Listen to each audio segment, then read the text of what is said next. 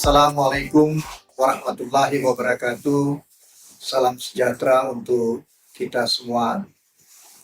Terima kasih atas kesediaan berpartisipasi dan hadir di dalam Merdeka Belajar Kampus Merdeka, Kampus Sawah Merdeka untuk produksi benih padi dan pengembangan masyarakat.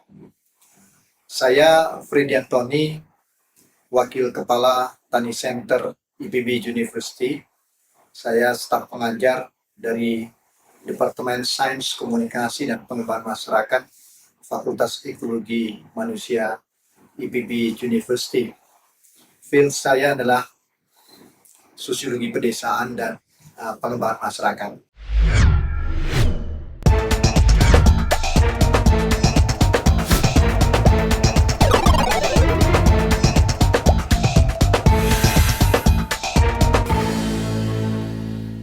Pada saat ini, saya akan menyampaikan suatu pengantar mengenai pengembangan masyarakat dalam rangka Merdeka Belajar Kampus Merdeka MBKM tahun 2022, khususnya untuk produksi benih padi dan pengembangan masyarakat. Hal ini penting bagi kita semua untuk memahami apa yang disebut dengan pengembangan masyarakat atau community development. Apa pentingnya pengembangan masyarakat dalam Merdeka Belajar Kampus Merdeka atau MBKM? Pentingnya adalah bahwa kita semua nanti akan berinteraksi dengan berbagai ragam masyarakat dan stakeholder. Salah satu di antaranya kita juga akan berinteraksi dengan berbagai community atau komunitas. Oleh karena itu, penting untuk kita ketahui bersama bagaimana peranan pengembangan masyarakat dalam Merdeka Belajar Kampus Merdeka. Kemudian, pentingnya pengembangan masyarakat dalam Merdeka Belajar Kampus Merdeka adalah sebagai upaya media pembelajaran kita bersama. Karena di antara kita nanti akan menghadapi beragam komunitas dengan karakteristiknya yang berbeda satu sama lain, baik struktur sosialnya, pola-pola kebudayaan, sampai pada pola-pola adaptasi ekologi yang berbeda satu dengan yang lain.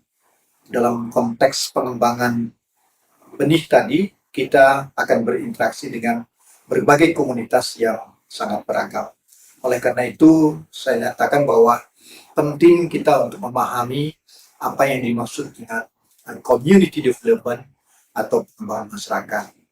Insya Allah nanti akan dilanjutkan dengan penjelasan-penjelasan yang lebih rinci mengenai action-action atau aksi-aksi pengembangan masyarakat yang akan kita laksanakan dalam proses ini.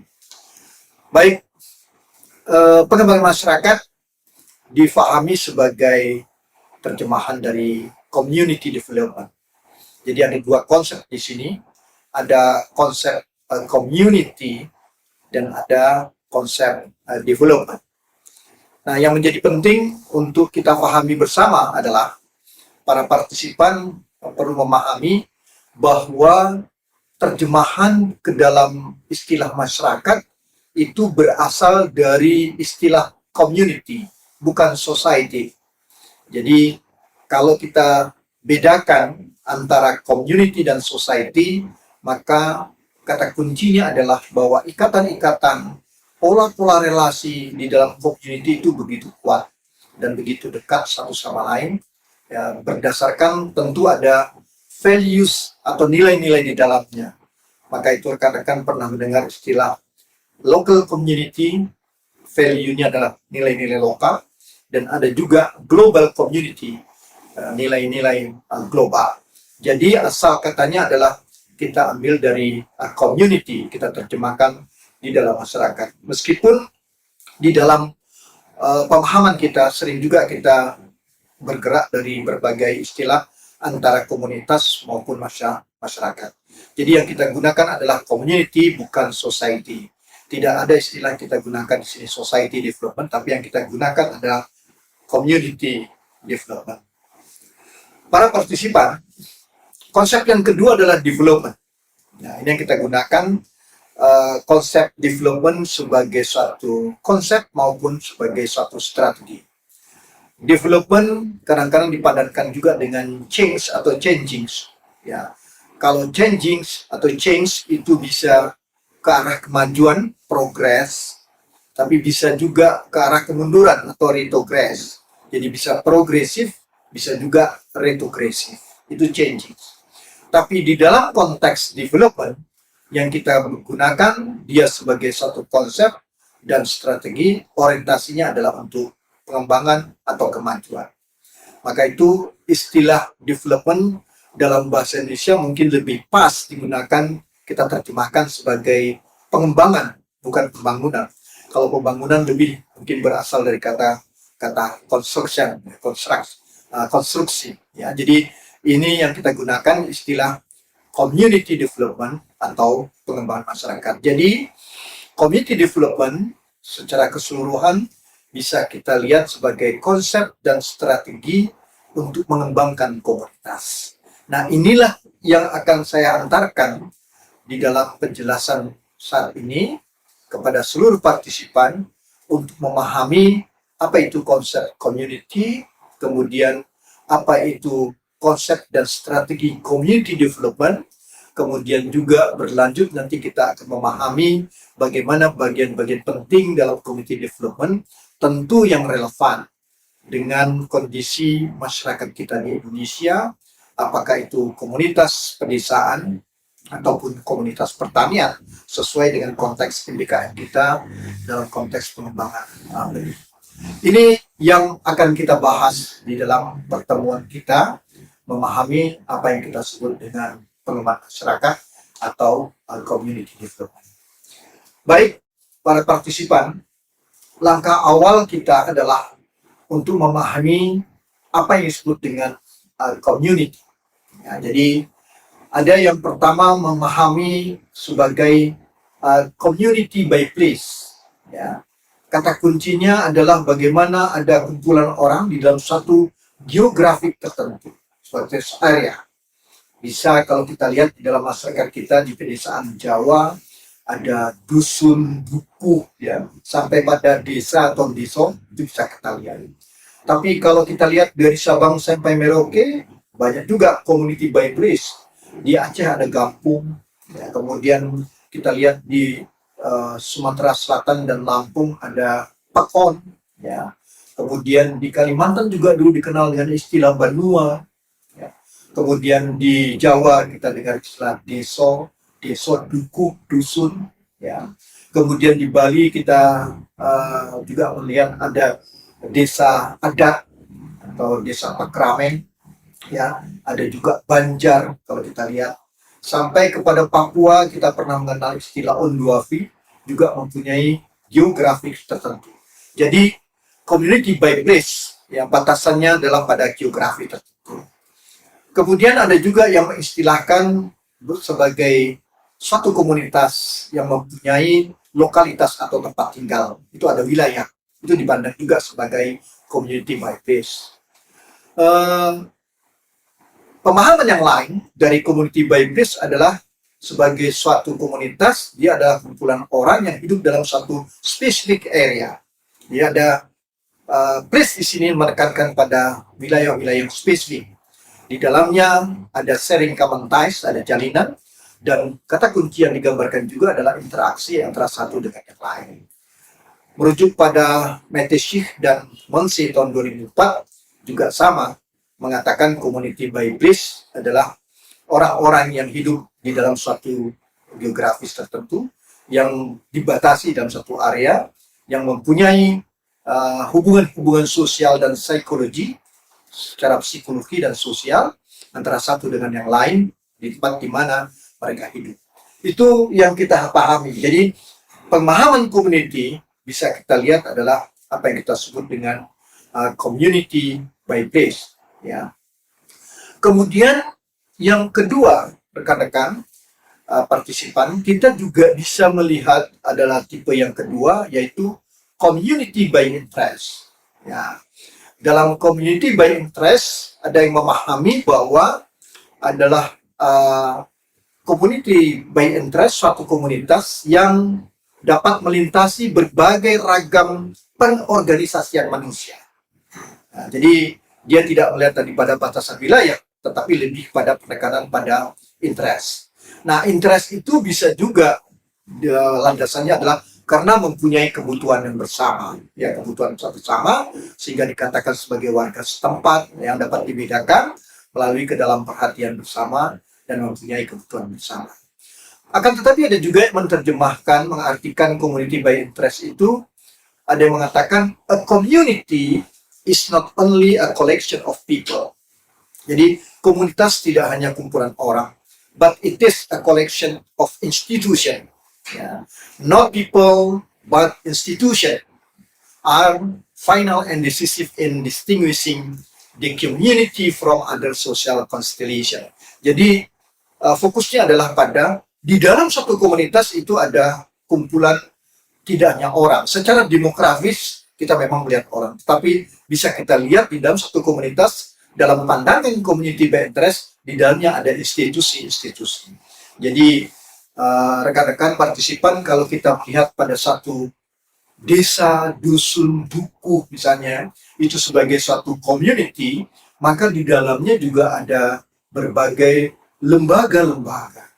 Nah, kelembagaan yang primer seperti keluarga, ada kelompok-kelompok tani, ya, kelompok-kelompok wanita tani, ada organisasi PKK misalnya, kemudian ada juga organisasi-organisasi ekonomi seperti koperasi, badan usaha dan milik desa misalnya. Itu adalah institusi-institusi. Jadi melihat bahwa di dalam satu komunitas tidak hanya kumpulan orang, tapi juga di dalamnya adalah kumpulan kelembagaan. Jadi kalau kita merujuk pada National Research Council, ya 1975, ada mengatakan bahwa ya community by interest basisnya adalah pada common interest dan ada mutual aid dalamnya. Nah, itu adalah bentuk yang kedua. Jadi community by place, yang kedua adalah community by interest. Sejak awal tadi saya katakan, bicara community, interaksi begitu kuat di dalamnya, relasi begitu kuat, tetapi ada yang membedakan siapa yang mengikat, ya, apa yang mengikat interaksi dan hubungan dekat itu adalah values, nilai-nilai. Maka tadi saya menggunakan ada istilah local community, bisa juga menyebut global community. Nah, saya mencontohkan misalnya kalau di Bogor itu ada satu desa namanya Desa Cibeduk di Kecamatan Ciawi. Di situ ada klub sepak bola namanya Citra Cibeduk Putra. Pemainnya itu masih satu kerabat, ya, 11 orang sampai 18 orang, masih bersaudara, adik-beradik dan sebagainya. Itu kita sebut dia sebagai local community. Basisnya adalah nilai-nilai lokal. Tapi di Liga Inggris kita melihat ada klub sepak bola juga, ya. Misalnya namanya Chelsea. Pemainnya bisa dari 22 negara atau bangsa yang berbeda. Ya, manajernya dulu orang Jerman, sekarang diganti, ya. Bisa juga kita lihat siapa manajer profesionalnya dulu orang Amerika misalnya. Nah, di situ juga terjadi ikatan-ikatan yang kuat, tapi tidak berbasiskan pada nilai-nilai lokal, tapi yang dia gunakan adalah global values, nilai-nilai global. Nah, jadi itu yang bisa kita lihat. Nah, inilah kita pahami. Oleh karena itu, di dalam konteks pengembangan masyarakat, ketika kita melihat beragam komunitas, kita bisa melihat ada ragam-ragam community yang berbasis pada local community, bisa global community. Nah, ini juga bisa kita lihat dari berbagai pihak. Ada juga yang menceritakan, ada yang formal, ada yang informal, ada yang tradisional, ada yang modern, ada yang legal dan ilegal, gitulah. Itulah bisa kita lihat dari berbagai ukuran, ya, atau indikator kita menyebut dia sebagai community. Nah, tren sekarang para partisipan, ternyata community by interest ini juga punya variannya, apa yang kita sebut dengan virtual community. Nah, ini community by interest yang berkembang karena perkembangan teknologi digital.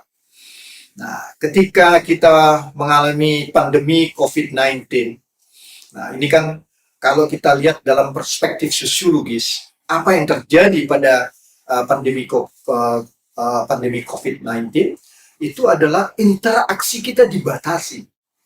Pola-pola relasi semakin berkurang. Ya, ikatan-ikatan semakin melemah karena ada upaya-upaya untuk membatasi. Ya, jadi menjaga jarak dan sebagainya itu adalah upaya-upaya itu. Jadi secara sosiologis yang terlihat adalah ada upaya-upaya membatasi interaksi. Oleh karena itu, dengan batasan-batasan seperti itu, berkembanglah sebelumnya juga teknologi digital. Ya, maka pada saat COVID-19, pandemi COVID-19, juga sebelumnya ya dengan perkembangan teknologi digital, virtual community ini sudah berkembang. Tidak hanya di dalam ketika kita menghadapi pandemi, bahkan bisnis-bisnis sekarang pun sudah mulai banyak yang menggunakan pendekatan-pendekatan secara virtual. Ini yang sudah dilakukan. Nah, ini salah satu bentuk varian daripada community by interest. Nah, di dalam konteks nanti kita melihat pengembangan benih ya, maka kita tidak hanya lagi melihat community by place, community by interest, tapi para partisipan juga sudah bisa memperhatikan bagaimana kita memanfaatkan virtual community ini. Ya, apalagi kalau kita melihat misalnya di Indonesia kita mengenal ada daerah 3T, terluar, terdepan, dan tertinggal. Nah, itu kan akses secara fisikal itu begitu sulitnya untuk transportasi, logistik, dan sebagainya. Maka perkembangan teknologi digital dengan virtual community itu bisa membangun akses dengan masyarakat di daerah 3T tadi. Terluar, terdepan, tertinggal. Ada juknya tambah satu lagi, Pak. Terdengar katanya karena terlalu jauh. Jadi ini daerah 3T yang mungkin bisa kita gunakan bagaimana memanfaatkan virtual community. Bisa kita bayangkan kalau teknologi digital, mereka di daerah 3T bisa akses pada internet, ya, ini akan jauh lebih baik ya bagaimana upaya-upaya pengembangan masyarakat tidak hanya berbasiskan pada community by place, tetapi juga dengan community by interest dan variannya virtual community itu menjadi sangat penting. Nah, ini penting rekan-rekan. Jangan nanti kita pernah ke daerah Sukabumi bagian selatan, itu kita lihat datang ke sana, selalu di pikiran kita nih gimana nih akses internet. Ternyata ada warung ditulis tersedia internet, wah kita tenang ada internet. Tapi ketika kita masuk tanya dengan ibu pemilik warung, mana internetnya Bu? Ya, nah mau pesan apa, Indomie, telur, atau kornet?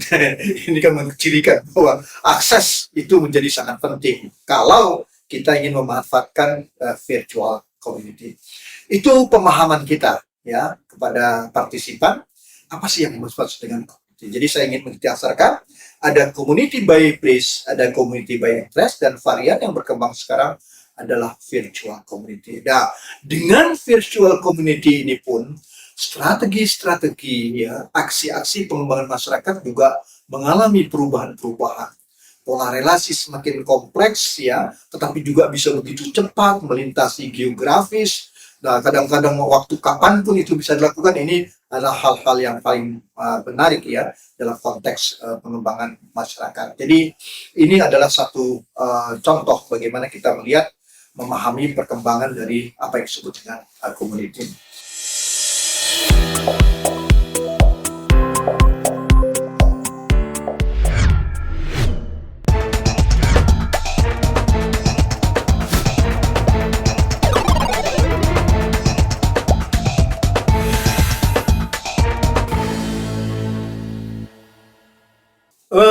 Kemudian rekan-rekan, ada yang mendefinisikan ya, kalau tadi kita memahami sebagai apa yang disebut dengan community, kemudian kita coba memahami apa sih yang dimaksud dengan pengembangan masyarakat atau community development. Berbagai perspektif mencoba mendefinisikan apa itu yang disebut dengan pengembangan masyarakat. Nah, dalam konteks kita MBKM ini, saya mencoba memberikan satu definisi yang mungkin relatif mudah kita pahami, dan di dalamnya juga mengandung makna, melibatkan pihak-pihak apa saja, dan orientasi seperti apa dan bagaimana melakukannya. Sehingga ada yang mendefinisikan, di sini kita gunakan istilah pengembangan masyarakat atau community development itu adalah suatu metode atau pendekatan pembangunan yang menekankan adanya partisipasi dan keterlibatan langsung penduduk dalam proses pembangunan.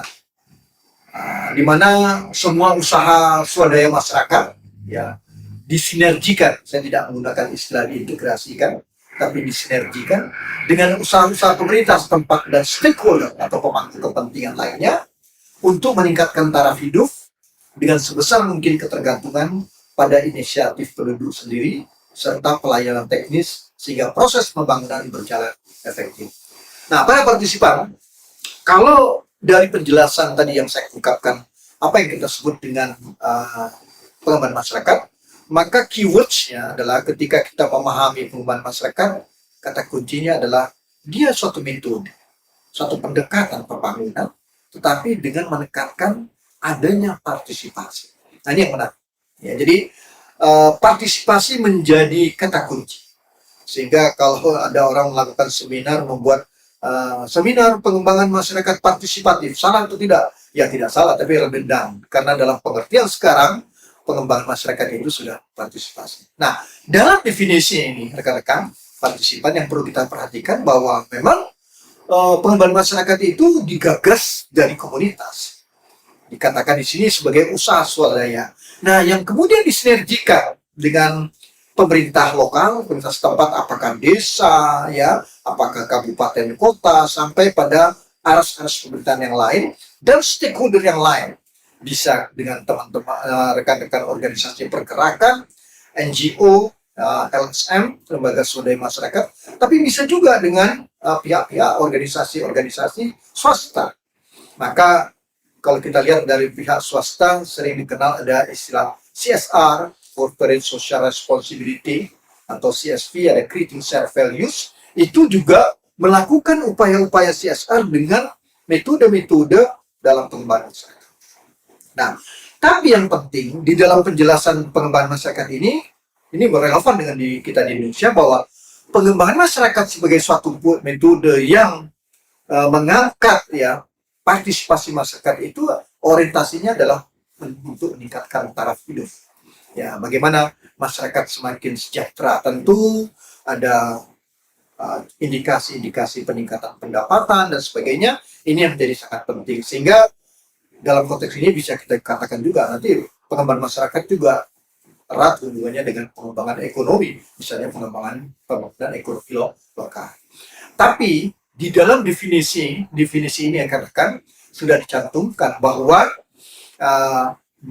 pengembangan masyarakat atau community development itu ketergantungannya adalah pada inisiatif penduduk sendiri. Jadi inisiatif harus datang dari penduduk, sedangkan pemerintah lokal dan stakeholder yang lain itu memberikan pelayanan yang teknis atau technical assistance, sehingga proses pembangunan yang dilakukan dengan pengembangan masyarakat itu berjalan dengan efektif. Jadi kalau kita lihat, kata kuncinya adalah ketika kita memahami pengembangan masyarakat, basisnya adalah pada partisipasi. Ini yang khas dibandingkan dengan metode-metode pembangunan yang lain. Meskipun rekan-rekan bisa melihat pendekatan-pendekatan metode-metode yang lain juga sudah menggunakan konsep-konsep partisipasi. Nanti kalau kita bandingkan dengan social work, pekerjaan sosial, agricultural extension, penyuluhan juga sudah mulai sekarang disebut dengan participatory extension dan sebagainya. Tapi disinilah mulainya bagaimana pengembangan masyarakat itu dilakukan ya dengan tadi kata kuncinya adalah partisipasi. Tetapi dia tidak berjalan sendiri, harus disinergikan dengan pemerintah lokal maupun pemangku kepentingan yang lain. Itu pemahaman per definisi. Banyak definisi-definisi yang lain, tapi pada intinya memang kata kuncinya adalah bagaimana untuk meningkatkan apakah taraf hidup ya para komunitas. Nah, persoalannya tadi kan ketika kita melihat suatu komunitas, ini fokus kita mau kepada community by flashcard atau by interest sampai kepada virtual community. Nah, para partisipan, kalau kita berbicara community development, maka secara historis kita juga tidak bisa melepaskan dengan bagaimana perkembangan community development secara saintifik atau secara akademis, yang tentu juga terkait dengan upaya-upaya pembangunan yang dilakukan oleh berbagai negara. Nah, di sini saya akan mencoba sedikit memberikan penjelasan bagaimana secara historis apa yang kita sebut dengan community development. ternyata community development itu kalau kita kaji sebelum negara-negara di dunia ini mengalami kemerdekaan, yang sebelum pada masa-masa kolonial, community development juga digunakan oleh negara-negara kolonial di dalam menjajah daerah-daerah jajahannya itu juga dengan pendekatan community development. Tapi tentu bagaimana strategi, pendekatan, orientasi pasti berbeda. Nah, di dalam konteks historis ini, kan saya ingin menjelaskan bagaimana kita membedakan perkembangan community development di negara-negara Eropa, khususnya British, ya, dibandingkan juga dengan bagaimana perkembangan community development di Amerika, khususnya di Amerika Serikat atau di USA. Nah, secara ringkas kalau kita lihat bagaimana British dengan sebagai negara dengan negara-negara jajahannya, negara koloninya, itu juga mengembangkan community development. Kalau kita lihat kan negara-negara jajahan Inggris sekarang dia juga punya organisasi yang disebut Commonwealth, persemakmuran. Di dalamnya juga mereka punya jaringan network bagaimana mengembangkan community development. Nah, ketika British mengembangkan daerah-daerah jajahannya di Afrika Utara, Asia Selatan, India, ya, Burma sampai kepada negara-negara Asia Tenggara misalnya, itu community development dipandang sebagai suatu pendekatan dan basis metodologis yang dia gunakan. Bagaimana cara-cara mengembangkan masyarakat itu bagi British dia berdasarkan pada extension education, jadi pendidikan penyuluhan. Mungkin ini dalam istilah kita di berbagai instansi di Indonesia juga ada istilah pengembangan masyarakat itu disebut dengan bimbingan masyarakat atau bimbingan massal. Nah, ini adalah pendidikan penyuluhan. Jadi ada pendidikan masyarakat yang dikembangkan oleh British, itu beda. Jadi mereka menggunakan pendekatan community development, metodenya adalah extension education. Ini British. Nah, ini tampaknya yang digunakan oleh British sebagai negara kolonial ketika mengembangkan daerah-daerah jajahan. Dan tradisi ini tampaknya oleh negara-negara bekas jajahan Inggris, termasuk yang Commonwealth, mereka masih menggunakan cara-cara bagaimana metode pendidikan penyuluhan itu sebagai salah satu metode di dalam pengembangan masyarakat sebagai suatu pendekatan. Itu di Inggris. Berbeda dengan di USA, di Amerika. Kalau kita lihat secara struktural, ya, bagaimana pola-pola perilaku bisnis-bisnis pertanian di pedesaan Amerika itu kan memang lahannya luas-luas, ya, range kalau Anda lihat ya, peternakan begitu luas. Nah, yang berkembang di Amerika, ya, community development itu bukan sebagai satu pendekatan, tapi Comdev itu sebagai satu metode dari agricultural extension. Jadi penyuluhan pertanian di Amerika itu menggunakan metode-metode pengembangan masyarakat. Jadi pengembangan masyarakat dilihat sebagai satu metode. Terbalik ya tadi dengan di British. Meskipun kalau kita lihat di Amerika itu jarang menggunakan istilah community development, tapi yang digunakan adalah community organization atau pengorganisasian komunitas sebagai satu metode di dalam penyuluhan pertanian. Nah, ini juga ya yang mempengaruhi bagaimana cara-cara pandang kita membedakan antara pengembangan masyarakat dan penyuluhan, saja kita lihat. Nah, di Amerika, agricultural extension, penyuluhan pertanian itu sebagai suatu pendekatan dalam pembangunan pertanian di pedesaan. Kalau kita lihat tradisinya di Amerika, dia tidak hanya erat dengan kelompok atau organisasi bisnis, tetapi juga punya linkage yang kuat dengan perguruan tinggi, di mana daerah pertanian atau peternakan itu ada. Jadi community development dalam hal ini community organization itu digunakan di Amerika itu sebagai satu metode di dalam penyuluhan pertanian. Nah, itu perbedaan kalau kita lihat secara historis. Pertanyaannya, kita di Indonesia mau ikut yang mana? Nah, kalau kita lihat karakteristik struktur sosial, pola-pola kebudayaan, pola-pola adaptasi ekologi masyarakat kita di Indonesia, dari Salok sampai Merauke, dari Miangas sampai Rote, itu kan karakteristiknya tidak jauh berbeda sebenarnya dengan misalnya kita lihat di negara-negara jajahan British, ya.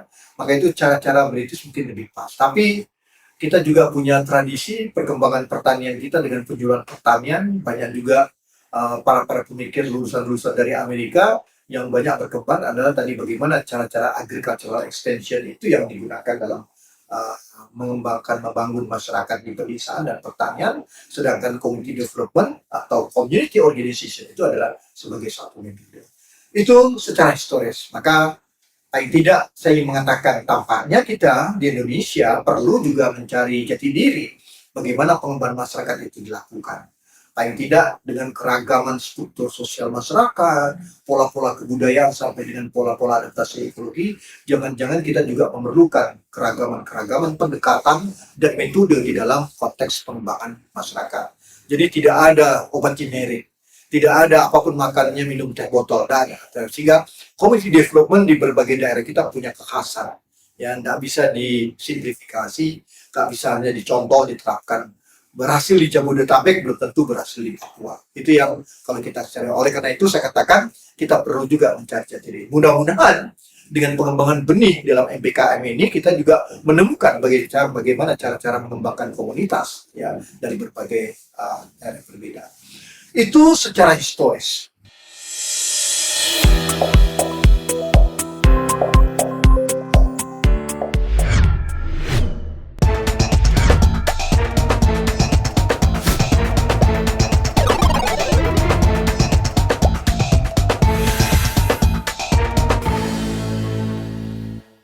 Kemudian yang kedua, pengembangan masyarakat sebagai suatu bentuk pembangunan yang partisipatif itu juga tidak lepas dari dari paradigma pembangunan ya, atau development paradigm ya. Jadi tidak lepas dari paradigma pembangunan. Nah, berbagai kasus empirik menunjukkan bahwa sebenarnya di dalam paradigma pembangunan telah terjadi pergeseran dari production center development, pembangunan yang berorientasi atau berpusat pada produksi, bergeser, saya tidak mengatakan berubah ya, bergeser kepada people center development atau pembangunan yang berpusat kepada manusia.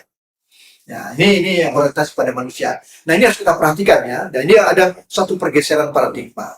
Nah, apa yang bisa kita coba telah ya, pembangunan-pembangunan yang berorientasi atau berpusat kepada produksi itu dicirikan dengan gaya-gaya pembangunan yang sangat sentralistik ya, mobilisasi sumber daya alam, penguasa banyak melakukan penaklukan terhadap masyarakat dan komunitas ya, dan ada kecenderungan sangat eksploitasi sumber daya. Nah, kalau kita kasih di Indonesia, tambang, hutan, termasuk di daerah pesisir dan laut ini terjadi, dan yang berkembang adalah hubungan fungsional biokratis. Selalu berpikirnya di dalam progression development tadi adalah nasional, skala nasional. Maka itu tadi sangat sentralistik. Dan yang selalu dikembangkan adalah pemikiran-pemikiran ekonomi konvensional dengan bagaimana meningkatkan pertumbuhan dan sebagainya. Oke, secara makro ini banyak digunakan oleh para pemikir dalam pembangunan. Tapi kasus-kasus empirik menunjukkan bahwa kalau production center development dilakukan, yang terjadi adalah pembangunan itu tidak berkelanjutan, unsustainable. Nah, ini bisa kita lihat potret dengan kasus Indonesia di zaman rejim Presiden Soeharto, ya, bagaimana pemerintahan yang sangat sentralistik, ya, birokrasi begitu kuat, ya, ekonomi konvensional dengan pertumbuhan ekonomi skala nasional itu dilakukan, mobilisasi sumber daya, bukan? Nah, kita menjelang tahun 2000 terjadi suatu proses reform, ya, jatuhnya rejim yang berkuasa. Di situ juga menggambarkan bahwa kita terpuruk, ya, pembangunan kita unsustainable. Padahal para partisipan kita pernah tahu juga bagaimana dunia pertanian kita dengan komunitas pertaniannya, dengan pendekatan yang sentralistik. Anda pernah mendengar istilah bimas, inmas, insus ya, itu penyuluh-penyuluh juga dikendalikan oleh pemerintah pusat ya. Maka ketika itu kita pernah dinobatkan sebagai negara yang swasembada beras. Bahkan Presiden Soeharto pernah berpidato di FAO. Ya, tapi apa yang kita lihat sampai hari ini tingkat kemiskinan yang paling parah, ya, atau nilai tukar yang paling lemah dirasakan oleh komunitas petani adalah petani sawah. Ya, 76% pendapatan rumah tangga itu disumbang dari luar pertanian, hanya 24%. Ya, ini ironis sekali. Nah, mungkin ya tadi dalam konteks paradigma pembangunan dia cenderung hanya production center development. Produksi beras semakin meningkat, tapi petani tidak pernah sejahtera. Kan gitu ya, ini satu contoh. Maka itu geser, tidak diubah. Karena banyak juga pembangunan-pembangunan yang harus dilakukan dengan berorientasi pada production misalnya.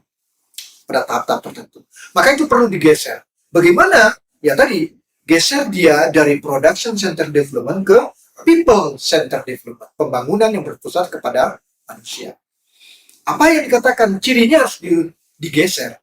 Dulu dominan dengan sentralistik, sekarang desentralisasi. Nah, kita kan sudah mulai nih. Indonesia sejak tahun 2000 ketika reform kita sudah melakukan desentralisasi dan otonomi daerah sampai desa. Semua urusan sudah diserahkan. Meskipun sekarang kalau kita lihat ada juga ditarik kembali ya. Soal hutanan, tambang, pariwisata bisa kita lihat ya. Tapi dulu udah dilakukan itu. Sentralisasi menjadi desentralisasi.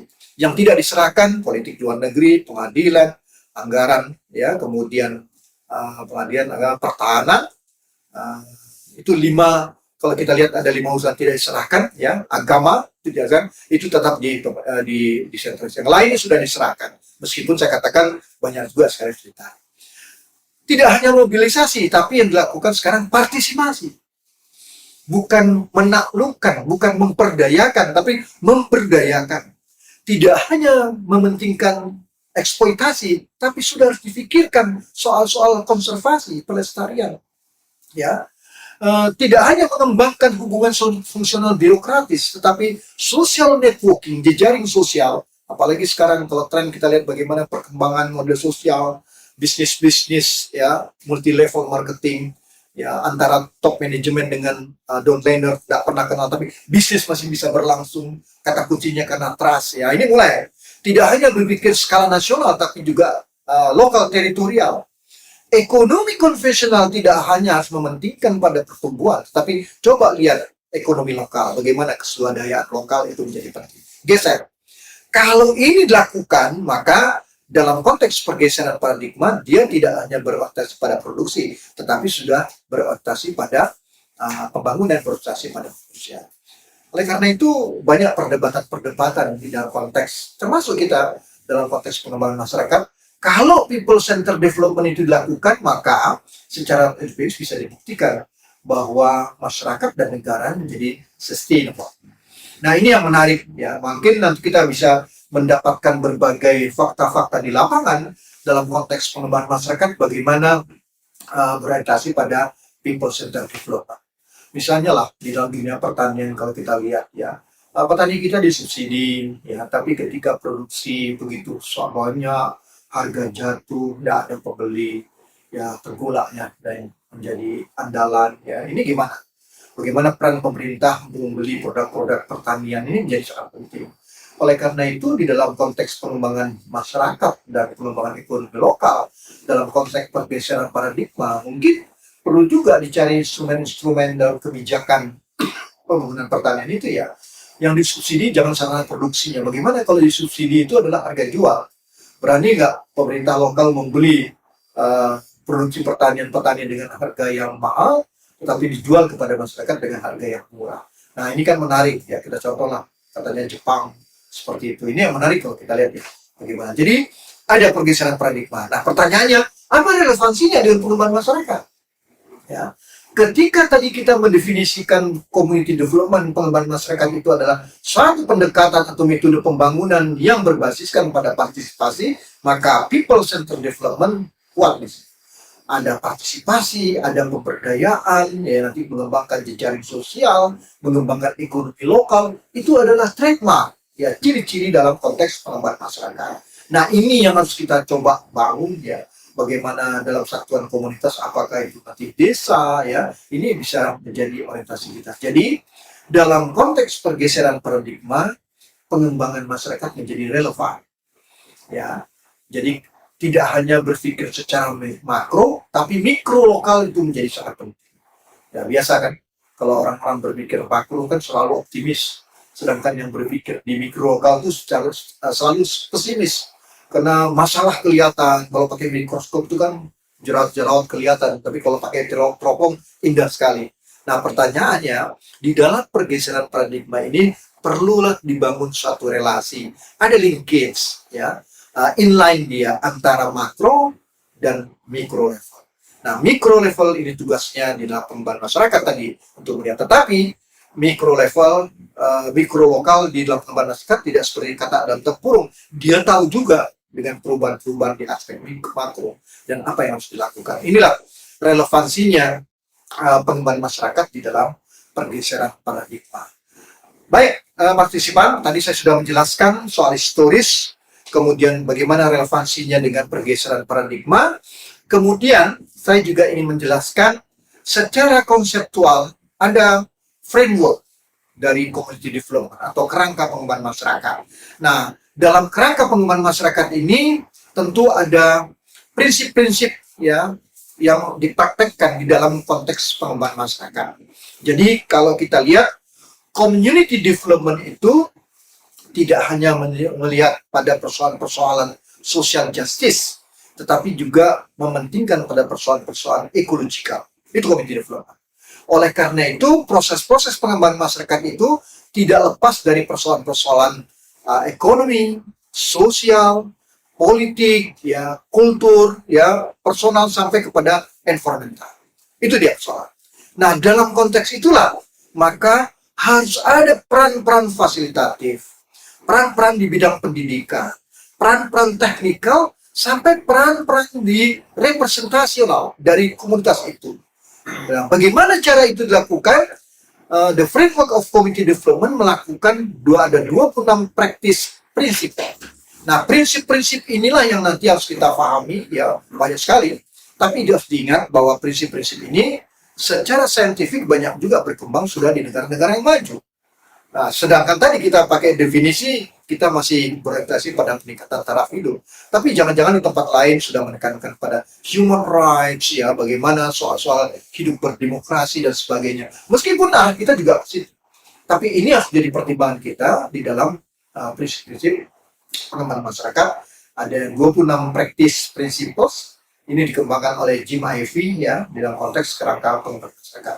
Nah, di sini partisipasi, soal pemberdayaan, human rights, ya, udah banyak sekali. Tapi tadi kita katakan mungkin kita perlu juga memilih mana prinsip-prinsip yang menjadi penting, dominan di dalam konteks perkembangan masyarakat di Indonesia. Jadi 3 hal tadi. Nah, secara metodologis, ya, kalau kita lihat, ya, pemahaman-pemahaman tentang community development itu juga bisa, ya, secara konseptual, ya, bisa membedakan apa sih yang dilihat dalam konteks pengembangan masyarakat. Ada kelompok-kelompok tertentu yang memandang bahwa pengembangan masyarakat itu sebagai suatu proses. Ditafsirkan bahwa pengembangan masyarakat adalah proses di mana anggota masyarakat atau warga komunitas didukung oleh lembaga untuk mengidentifikasi dan mengambil tindakan kolektif pada isu-isu yang penting bagi mereka. Apakah soal kemiskinan, peningkatan taraf hidup, ya, ini menjadi hal yang penting sehingga pengembangan masyarakat itu memberdayakan warga masyarakat dan menciptakan komunitas yang lebih kuat dan lebih terhubung satu dengan yang lain. Jadi ada pandangan yang mengatakan bahwa pengembangan masyarakat itu sebagai suatu proses. Berbagai pihak sering menempatkan ini. Ya, jadi bagaimana lembaga-lembaga berperan dalam sebagai suatu collective action terhadap isu-isu yang mereka hadapi. Apakah soal kemiskinan, kesenjangan, apalagi ya kalau kita lihat di pandemi COVID-19 itu kan soal kerjasama, isu-isu bagaimana dengan kehidupan new normal itu menjadi sangat penting kita lihat. Itu yang pertama, ada yang melihat sebagai suatu proses. Kemudian yang kedua, rekan-rekan para partisipan, ada juga yang menafsirkan bahwa pengembangan masyarakat itu sebagai suatu program. Jadi kalau dilihat sebagai suatu program, maka pengembangan masyarakat adalah gerakan yang dirancang untuk meningkatkan kehidupan yang lebih baik bagi seluruh masyarakat dengan partisipasi aktif dan inisiatif masyarakat. Jadi ini program. Nah, biasanya teman-teman dari pemerintahan, sektor publik, teman-teman swasta lebih banyak melihat kalau bikin pengembangan ini program. Tapi yang terpenting adalah bagaimana pengembangan masyarakat itu adalah gerakan yang dirancang untuk meningkatkan kehidupan yang lebih baik bagi seluruh masyarakat dengan partisipasi aktif dan inisiatif masyarakat. Itu kata kuncinya. Kalau program dia datang dari masyarakat. Tadi per definisi kita katakan ini swadaya masyarakat. Itu partisipasi aktif dan inisiatif masyarakat. Ini yang harus kita lihat dalam konteks community development sebagai suatu program. Nah, kalangan pemerintah, pihak swasta selalu ada program-program dalam pengembangan masyarakat. Kemudian ada juga yang melihat bahwa community development itu sebagai suatu approach, ya, suatu pendekatan. Tadi kita per definisi juga sudah menggambar seperti itu. Saya merujuk pada pendapat Kenny tahun 2007. Dia mengatakan bahwa pengembangan masyarakat itu adalah pendekatan atau metode holistik yang didasarkan pada prinsip pemberdayaan, hak asasi manusia, inklusi, tidak eksklusi, ya, inklusi, keadilan sosial, penentuan nasib sendiri, dan tindakan kolektif. Jadi, tekanan di sini lebih pada pendekatan metode. Nah, di sini pengembangan masyarakat itu menganggap anggota masyarakat sebagai ahli dalam kehidupan dan komunitas mereka, dan menghargai pengetahuan, kebijaksanaan komunitas itu yang dimiliki oleh komunitas. Dengan kata lain, komunitas itu pintar dengan dunia sekitar. Sehingga program pengembangan masyarakat itu dipimpin oleh masyarakat di setiap tahap. Jadi inisiatif datang dari masyarakat, pemimpinnya juga datang dari dalam masyarakat, mulai dari memutuskan masalah hingga memilih melaksanakan tindakan dan evaluasi. Nah, pengembangan masyarakat dalam konteks ini memiliki fokus yang eksplisit pada redistribusi kekuasaan untuk mengatasi penyebab kesejahteraan dan keberuntungan. Itu yang kita. Jadi community development sebagai satu approach ini juga suatu sudut pandang. Ya, biasanya yang menggunakan ini kan ya teman-teman perguruan tinggi. Ya, kita mengembangkan bagaimana sih metode-metode pendekatannya. Nah, dulu zaman pemerintahan SBY, bagaimana upaya-upaya pemberdayaan itu menggunakan PNPM, Program Nasional Pemberdayaan Masyarakat. Ya. Pendekatannya bagaimana? Kompetitif. Siapa yang bisa bikin proposal? Dari itu loh kan, itulah yang mendapatkan program-program dari masyarakat ini lakukan. Jadi ini juga bisa kita lihat ada yang berhasil, ada juga yang gagal. Ya, kalau kita tanya secara struktural di komunitas desa kita siapa sih yang bisa bikin proposal? Pasti kita lihat elit kan. Nah, tapi di zaman Jokowi dirubah. Pendekatannya tidak lagi melihat dengan PNP tadi, dengan kompetitif tadi, tapi dilihat dengan desa. Ada dana desa, tergantung program berapa jumlah penduduk dan sebagainya. Ada mekanisme yang dibangun. Ya, ini pendekatan. Nah, biasanya nih kalangan perguruan tinggi sering melihat ya, bagaimana komunitas sebagai satu community development sebagai satu pendekatan itu menjadi fokus. Dan yang keempat, ada juga yang memandang bahwa community development itu sebagai suatu ideologi. Artinya, pengembangan masyarakat secara ideologis berusaha untuk memberdayakan individu dan kelompok orang dengan keterampilan yang mereka butuhkan untuk melakukan perubahan dalam komunitas mereka. Jadi, kalau dipandang sebagai ideologi, rekan-rekan partisipan, ini biasanya teman-teman NGO, LSM, punya ideologi tertentu. Nah, di sini biasanya keterampilan itu sering diciptakan melalui pembentukan kelompok sosial yang bekerja untuk agenda bersama, ya. Kemudian pengembang komunitas itu harus memahami bagaimana bekerja dengan individu, bagaimana mempengaruhi posisi komunitas dan konteks institusi sosial yang lebih besar. Jadi ada ide-ide, gagasan-gagasan yang dibawa. Jadi tadi proses, program, pendekatan sampai kepada ideologi. Ini, nah, tentu ketika kita nanti melaksanakan MBKM, ya, kita juga bisa secara konseptual dalam pengembangan industri benih melibatkan berbagai komunitas, kelompok-kelompok sosial, organisasi-organisasi sosial. Apa yang kita lihat sebagai proses pasti ya. Program tentu harus yang partisipatif. Sebagai suatu pendekatan, nah ini menarik kita lihat.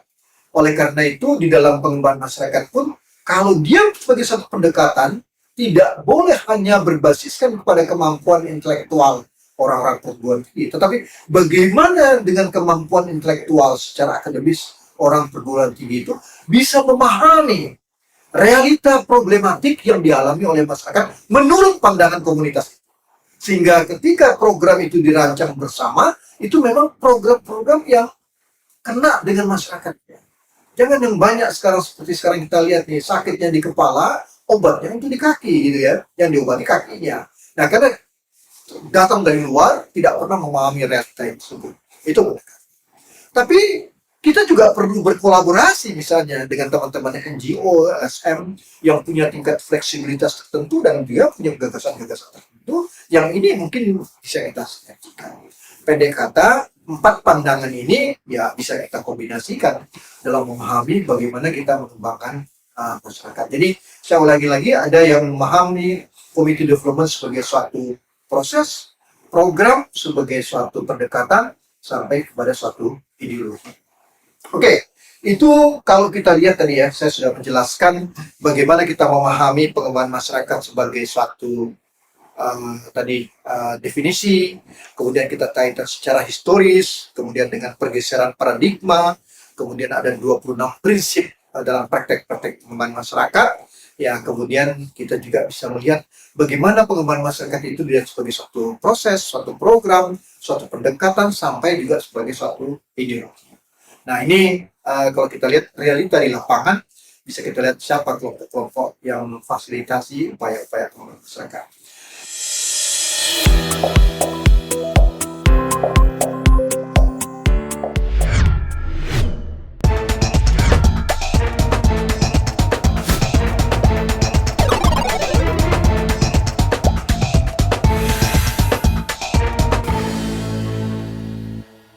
Nah, dari penjelasan-penjelasan tadi, saya juga ingin mengatakan bahwa pengembangan masyarakat itu bisa juga ditafsirkan sebagai bentuk implementasi. Ya, ada kalau tadi sebagai suatu proses apa yang dilakukan, sebagai suatu program apa yang dilakukan. Nah, di sini pengembangan masyarakat bisa kita lihat menjadi 7 action ya, 7 action. Ada yang pertama mengatakan bahwa pengembangan masyarakat itu harus juga menggambarkan adanya suatu aktivitas dalam advokasi. Bagaimana kita mengadvokasi pemegang kekuasaan ya untuk memberikan penjelasan. Ini loh, ada pihak-pihak dalam masyarakat tertentu, misalnya khususnya masyarakat lapisan bawah yang perlu menjadi perhatian, persoalan kemiskinan, kesenjangan dan sebagainya. Ini diadvokasi. Itu yang pertama. Jadi pengembangan masyarakat bisa aksinya dimulai dengan apa yang disebut dengan advokasi. Kemudian yang kedua, pengembangan masyarakat juga bisa ditafsirkan ada yang disebut dengan tadi, kalau di Amerika tadi suatu metode yang kita sebut dengan community organization atau pengorganisasian komunitas. Artinya, pengembangan masyarakat menciptakan suatu media, suatu medan, bagaimana proses-proses interaksi dalam konteks pengembangan itu bisa dilakukan. Jadi ada membangun pengorganisasian komunitas. Nah, ternyata pengorganisasian komunitas tadi kan bisa kita lihat ada yang by place, ada yang by interest, tapi jangan lupa sekarang juga berkembang yang tadi kita sebut adalah virtual community. Oleh karena itu, dalam pengembangan masyarakat juga dituntut adanya pengembangan jejaring, network. Nah, apakah itu diformulasikan dalam bentuk-bentuk kerjasama, pertukaran informasi, kerjasama, membangun partnership, kemitraan, bahkan yang tren sekarang banyaknya adalah membangun kolaborasi. Nah, ini juga adalah suatu action dalam pengembangan masyarakat.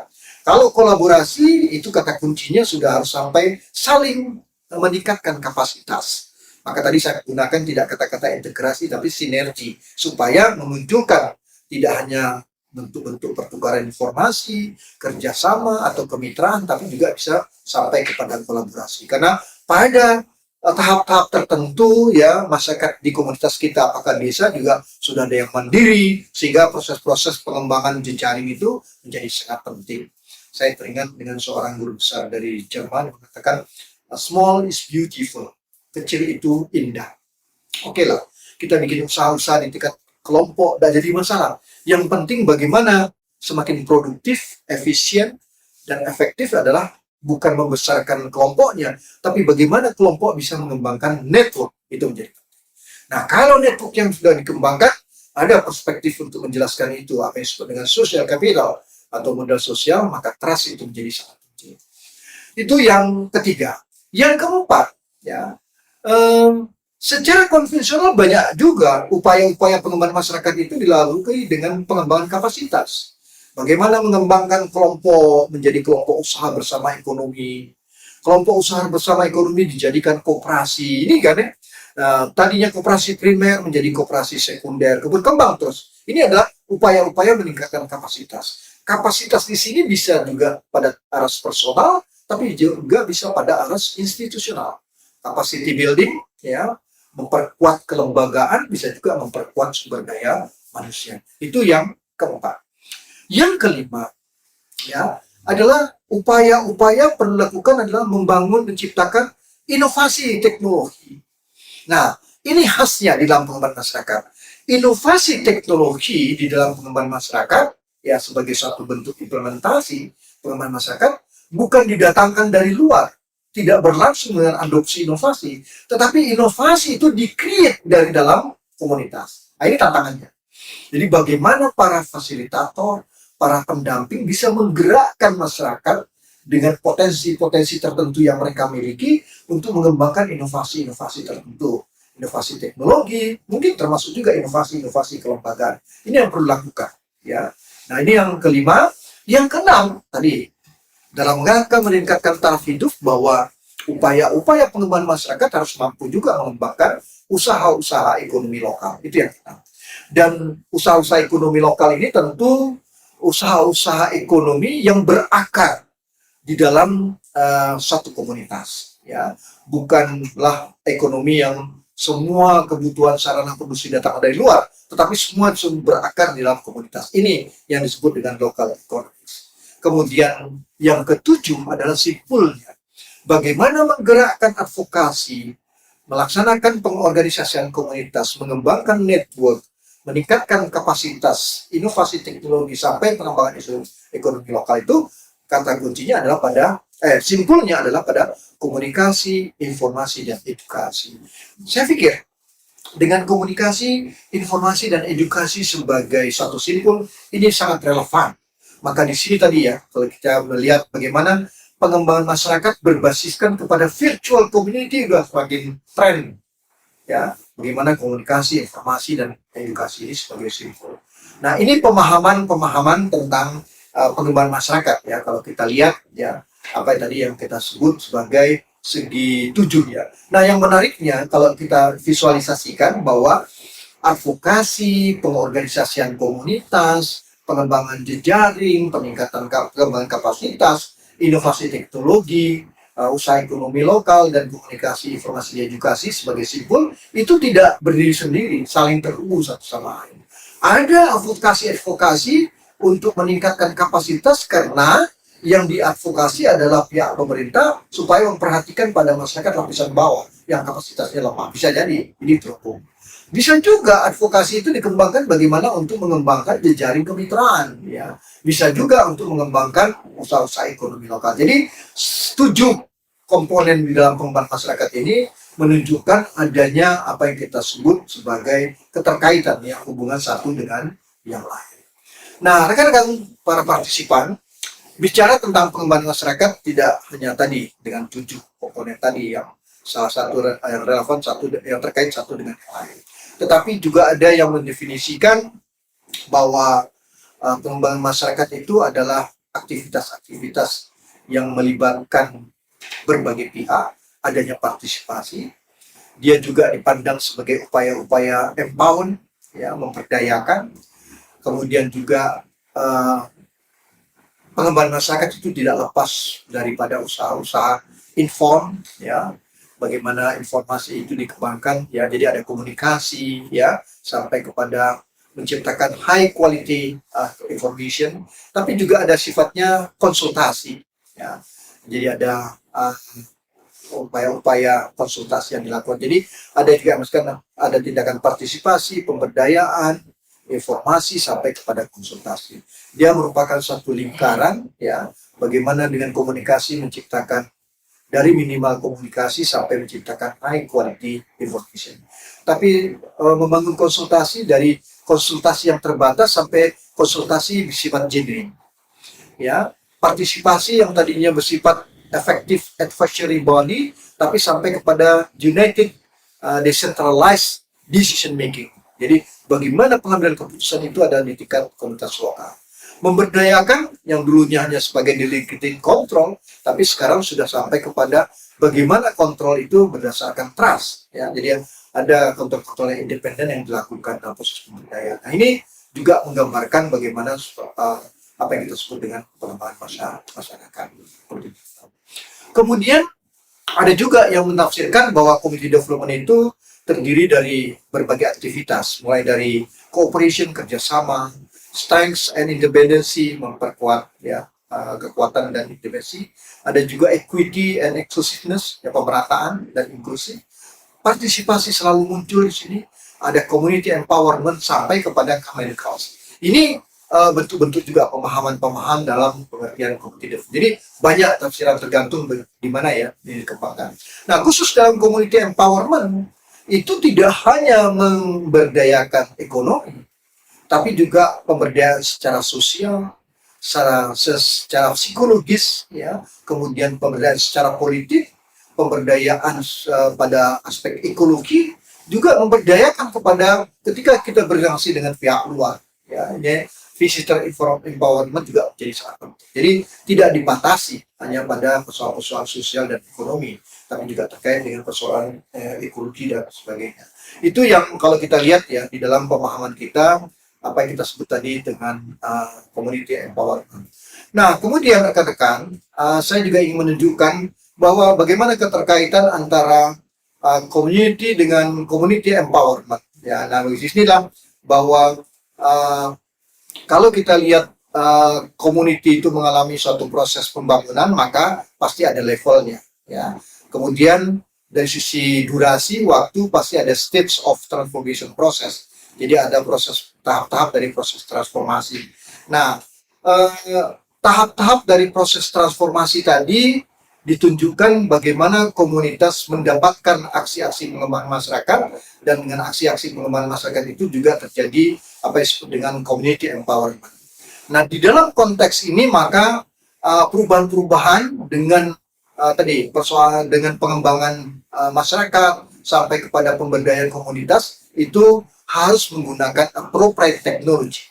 Jadi teknologi tepat guna yang dikembangkan sesuai dengan karakteristik komunitasnya, struktur sosial komunitas, pola-pola kebudayaan sampai pada pola-pola adaptasi ekologi, itu yang dapat nanti meningkatkan level dari lack of development naik ke development sampai kepada sustainable development, dan inilah apa yang kita sebut mencapai tingkat keberdayaan. Jadi stage of transformation process itu mulai dari community development dan community empowerment dikatakan perlu appropriate technology. Teknologi yang di-create dari dalam sesuai dengan kondisi masyarakatnya sehingga menciptakan pembangunan dengan level dari yang lack of development sampai kepada sustainable development dan empowerment. Nah, ini kalau kita lihat pemahaman-pemahaman kita tentang development. Kemudian ada juga yang menggambarkan bagaimana aktivitas pengembangan masyarakat itu dapat dibedakan mulai dari persoalan pengambilan keputusan, perencanaan, implementasi, sampai kepada persoalan manajemen. Nah, decision making dilakukan, perencanaan disusun, implementasi dilakukan, maka persentase terbesar di dalam aktiviti itu adalah bagaimana pengelolaan pengembangan masyarakat. Jadi di sini kalau sudah mencangkut pengelolaan, ini yang kita sebut tadi sebagai community organization. Bagaimana kita mengorganisasikan komunitas. Nah, persoalannya menjadi menarik bagaimana kita memandang komunitas tersebut. Ya, tentu kita bisa melihat bahwa satu komunitas dengan komunitas lain juga mengalami perkembangan yang berbeda-beda.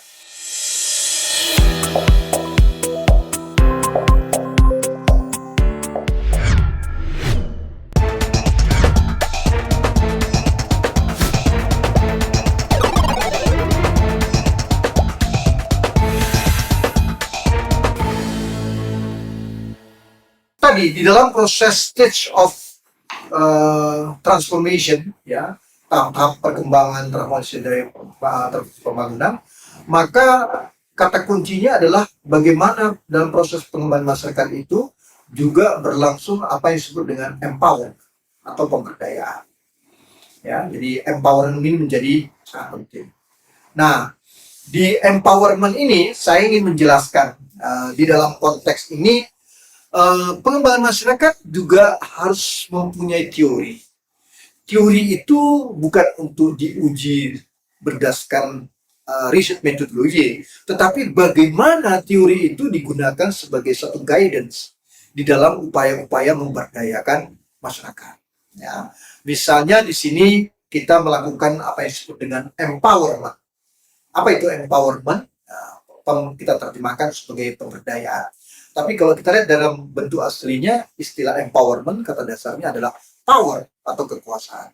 Nah, saya ingin sedikit memberikan penjelasan bagaimana sebenarnya dilakukan proses-proses pemberdayaan itu juga kita punya kerangka berpikir, punya theoretical framework-nya untuk melaksanakan suatu proses pemberdayaan. Secara konseptual, ada upaya-upaya pemberdayaan dengan melakukan apa yang disebut dengan perspektif teori-teori perubahan sosial kapitalisme.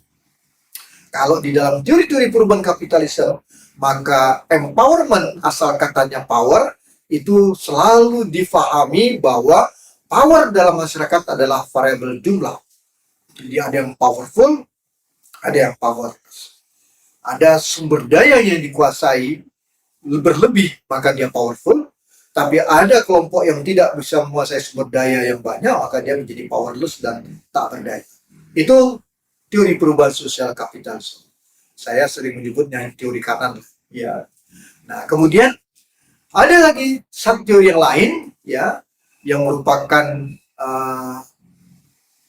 mungkin lawan dari teori-teori perubahan sosial kapitalisme, yaitu paradigma atau teori kritik perubahan sosial. Nah, kalau tadi asumsinya power dalam masyarakat adalah variabel jumlah atau power itu konstan, maka di dalam paradigma atau teori kritik perubahan sosial, power dalam masyarakat adalah membatasi kapitalis, melawan. Nah, disinilah John Friedman tahun 1991 mengembangkan suatu konsep dalam pengembangan masyarakat yang kita sebut dengan pembangunan alternatif. Apa itu? Community-based development. Kalau kita lihat tadi dengan pergeseran paradigma, maka apa yang dipandang oleh John Friedman ini relevan dengan apa yang disebut dengan people-centered development. Pembangunan yang berpusat pada rakyat, yaitu berpusat pada people. Nah, di sini saya akan menjelaskan, ya, ada dua teori, ya. Tadi saya katakan teori ini bisa kita gunakan sebagai guidance. Jadi ada teori-teori perubahan sosial kapitalisme dan ada teori kritik perubahan sosial. Ya. Kalau di dalam teori perubahan sosial kapitalisme, dalam proses-proses pemberdayaan di dalam kerangka pengembangan masyarakat, maka di dalam teori ini asumsinya bahwa power dalam masyarakat adalah variabel jumlah. Ya, jadi apa yang disebut dengan empowerment? Dia katakan empowerment is equitable sharing of power. Jadi pemahaman dalam pemberdayaan harus ada distribution of power dari yang powerful kepada yang powerless. Nah, ini dia. Jadi ada distribution of power dari yang powerful kepada yang powerless. Nah, persoalannya adalah menjadi menarik. Apakah kelompok-kelompok penguasa-penguasa yang powerful itu quote-unquote ikhlas menyerahkan powernya kepada yang powerless? Nah, dalam konteks ini, maka menurut teori perubahan sosial kapitalisme, ada dua nih. Ada perspektif yang pertama yang memahami bahwa di dalam pola relasi antara powerful dan powerless, berlaku pandangan zero sum perspektif yang tadi dikatakan the power itu constant. Jadi kalau disuruh bagaimana mendistribusikan kekuasaan dari yang powerful ke yang powerless, pertanyaannya ikhlas gak yang berkuasa ini menyerahkan power? Nah, bagaimana bentuk menyerahkan ini kan banyak nih strateginya. Ada pendekatan ekonomi, pendekatan kekuasaan dan sebagainya, itu banyak. Nah, pertanyaannya ada nggak ikhlas? Nah, itu namanya zero sum. Jangan-jangan dia tidak ikhlas. Kalau saya powerful, Anda powerless, saya serahkan kuasa saya kepada Anda. Jangan-jangan nanti Anda semakin berkuasa, saya makin tidak berkuasa. Itu zero sum. Game teori itu permainan di situ. Nah, kalau ini yang terjadi, nah ini menarik kan? Bagaimana persoalannya? Ya, di Indonesia, menurut penelitian Benedict Anderson dari Kerajaan Mataram sampai rejim Orde Baru, dia katakan masyarakat kita ini cenderung zero sum, ya, zero sum perspektif. Tidak ada yang seperti itu. Nah, kalau itu yang terjadi dalam masyarakat kita, maka memberdayakan itu, pertanyaannya, relevankah kita hanya ngobok-ngobok yang powerless, yang tak berdaya? Ya, kalau kita lihat bahwa empowerment itu relasi kekuasaan kan antara powerful dan powerless. Nah, dalam konteks ini malah nggak relevan. Yang relevan adalah bagaimana kita mengubah cara berpikir, mindset daripada yang powerful. Ada satu contoh. Ada satu ilmuwan internasional. Dia masuk ke daerah pedesaan Timor, Pulau Timor. Nah, dia punya teori di dalam pengembangan masyarakat bahwa kalau kita ingin memberdayakan masyarakat, maka kita harus masuk kepada anak, tingkatkan kemampuan anak, pendidikan anak. Ini adalah potensi bagi kita. Nah, itu teorinya.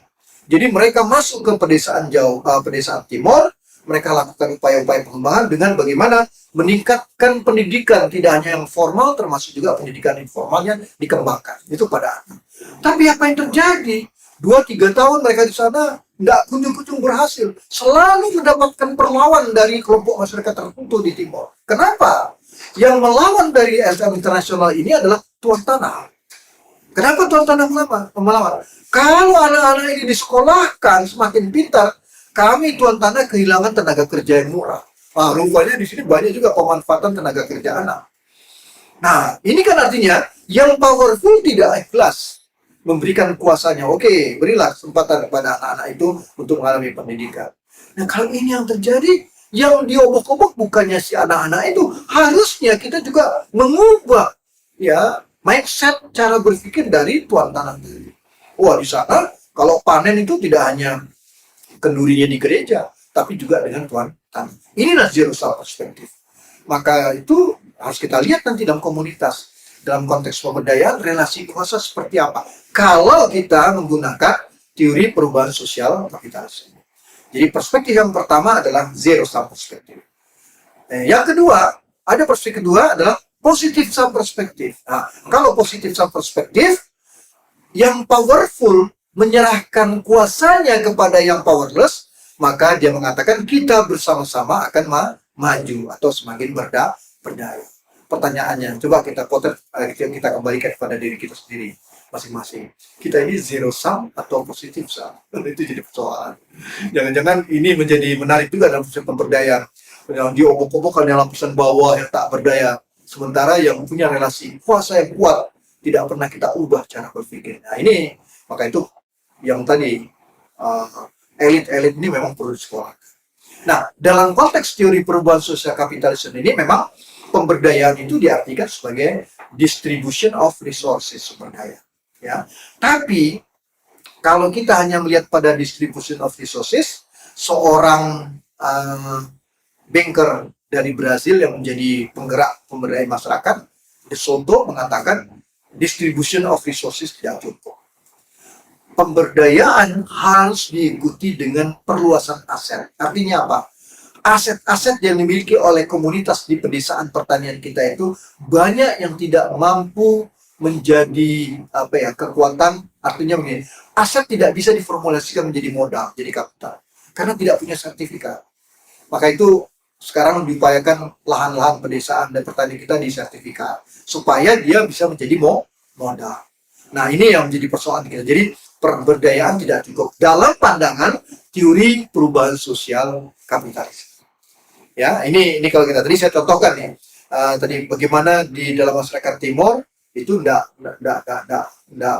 bisa berhasil karena tadi tidak memperhatikan kepada kelompok-kelompok yang powerful yang mempunyai kekuatan dalam relasi kekuasaan. Tapi ketika proses distribution of resources dilakukan tidak cukup, harus juga diikuti dengan perluasan aset. Ya, kalau dalam tafsiran De Soto ini bagaimana memberikan sertifikasi ya kepada aset-aset itu sehingga bisa diformulasikan menjadi kapital atau modal. Itu teori perubahan sosial kapitalisme. Yang kedua, lawannya ini itu adalah teori kritik perubahan sosial Marxian.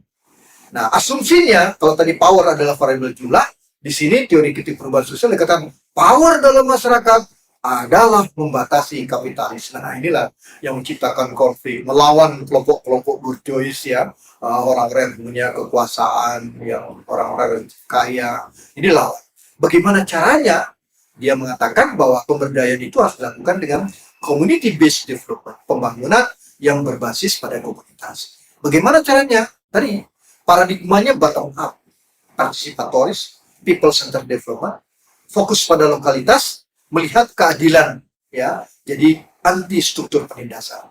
Prosesnya kalau kita melihat di dalam teori perubahan sosial kapitalisme adalah distribution of resources dengan perusahaan aset, maka di dalam teori kritik perubahan sosial, John Friedman berpendapat bahwa proses-proses pemberdayaan itu melalui 3 proses.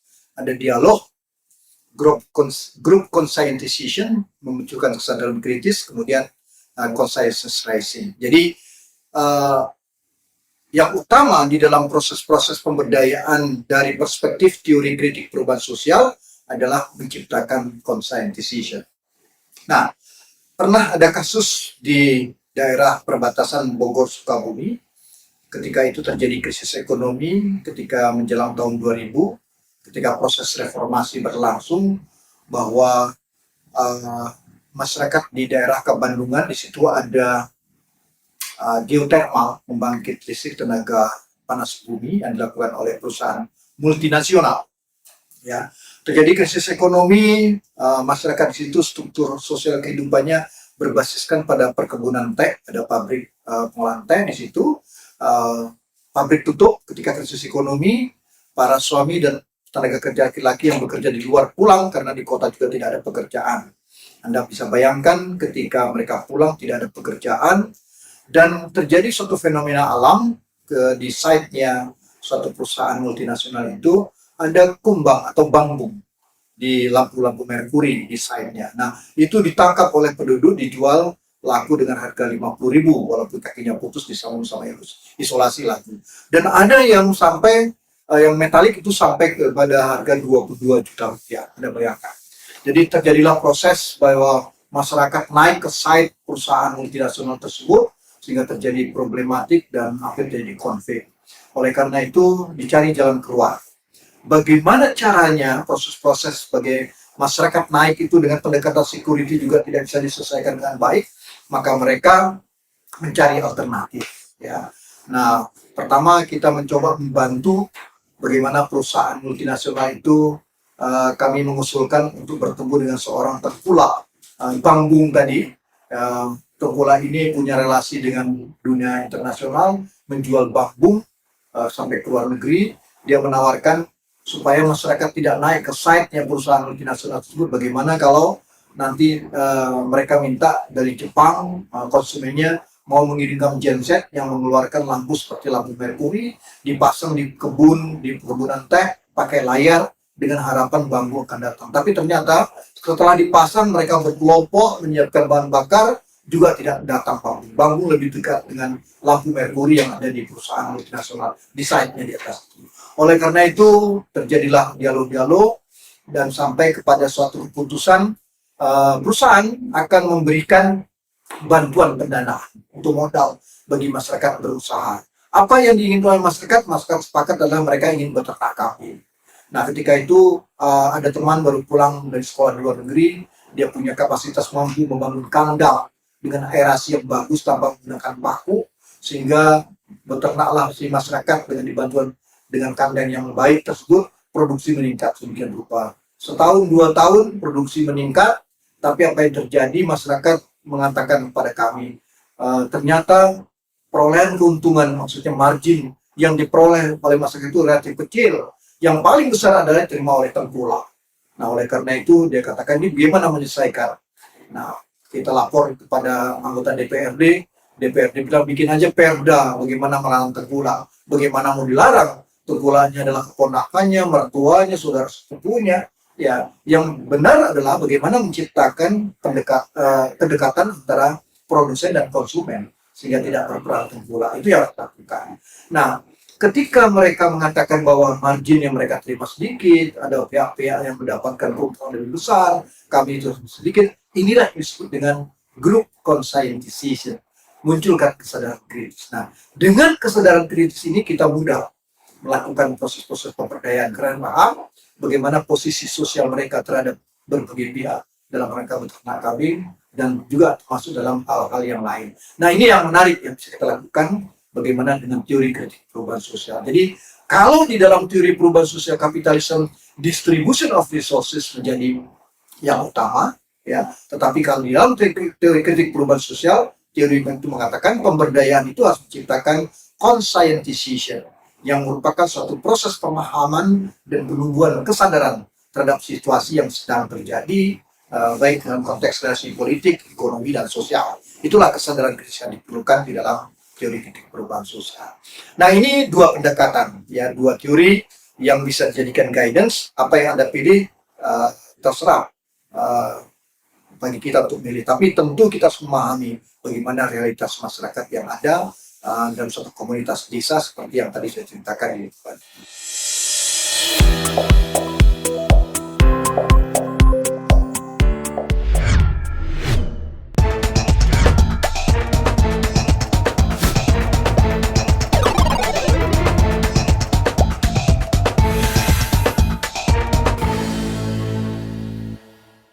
Bicara pemberdayaan dalam pengembangan masyarakat menurut Chambers, kita harus hati-hati juga. Jangan sampai kita juga lepas dengan pemahaman bahwa ada perangkap deprivation trap, ya, bahwa bicara pemberdayaan itu dekat dengan ketidakberdayaan, powerlessness, dekat dengan vulnerability, kerentanan, dekat dengan physical weakness, ya, ketidakberdayaan secara fisik, dekat dengan kemiskinan, juga dekat dengan persoalan isolasi. Nah, 5 hal ini menjadi perhatian, menjadi perangkap deprivasi. Jadi ada keterkaitan, ya, link antara ketidakberdayaan dan perangkap deprivasi tadi, ya. Itu yang dilakukan oleh Chambers. Sehingga dia katakan ketidakberdayaan itu membatasi akses terhadap sumber daya negara, memperumit keadilan hukum bagi penyelewengan atau disebut dengan abuse, juga membuka komunitas semakin rapuh.